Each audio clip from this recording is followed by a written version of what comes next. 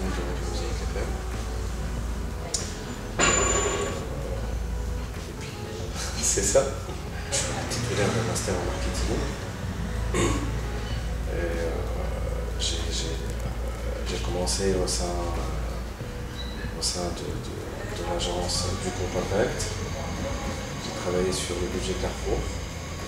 Et puis, après Impact, j'ai été au sein de la direction marketing de Lila, la société de certificat Lila, SH. Après Lila, j'ai intégré le groupe Vision Plus. J'occupais le poste de responsable commercial au sein de la régie Vision Plus, FIPE. Cependant, la fac m'a marqué, la faculté m'a marqué, et j'ai rejoint la faculté des sciences économiques et de gestion de Naples. J'occupais le poste d'enseignante assistant universitaire. Ces expériences m'ont apporté beaucoup de choses. Dans toutes les expériences, il y a de mauvaises expériences, il y a de bonnes expériences.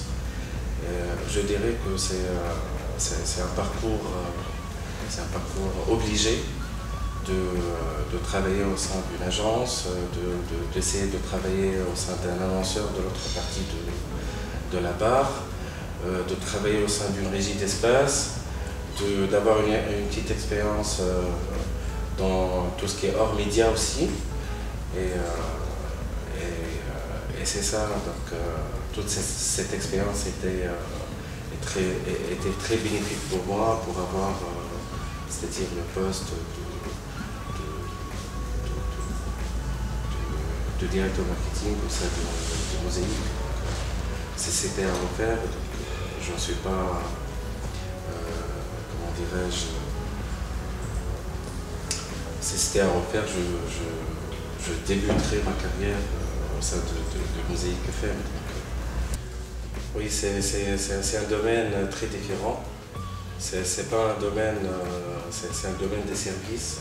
C'est au sein d'une radio, des médias qui est très proche des gens, qui est très puissant. Et il y a, c'est-à-dire, parmi les fonctions d'un directeur marketing d'une radio, ce qui différencie ça, c'est beaucoup d'études statistiques, c'est beaucoup d'analyses, c'est la communication externe, c'est-à-dire d'une radio. C'est en fait comment tangibiliser ce service, comment arriver à tangibiliser ce service auprès de la cible, auprès des auditeurs, donner l'image qu'on veut véhiculer, c'est tout ça. Parmi les fonctions d'un directeur marketing, c'est entre autres, c'est assister la direction commerciale dans la formulation des offres, tout ça. C'est gérer les dossiers de sponsoring et de partenariat de la radio. C'est mener les enquêtes et les études statistiques afin d'évaluer la programmation actuelle et d'envisager une nouvelle programmation adéquate et sur mesure. C'est beaucoup de choses à la fois. C'est tout un monde où les jours ne se ressemblent pas. Et c'est quoi justement la philosophie de Mosaïque FM? Son positionnement, on le connaît, mais cette philosophie, est-ce que vous avez une vraie culture d'entreprise? Est-ce que c'est une famille? Est-ce que... comment... Oui, donc c'est tout ça à la fois. On n'a pas une philosophie très cachée. C'est ce que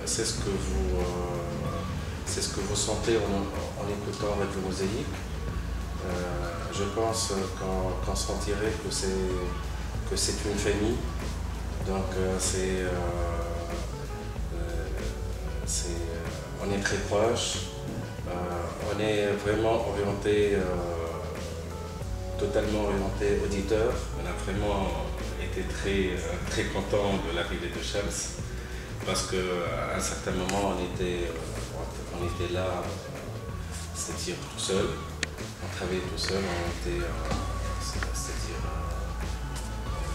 si on ne veut pas compter les radios c'est-à-dire du secteur public, c'est-à-dire les radios étatiques, on était vraiment très loin. Mais avec l'arrivée de Shams, tout le monde a senti l'effort, c'est-à-dire de Mosaïque FM, à préserver son leadership. Oui, il y a toujours un changement post-révolutionnaire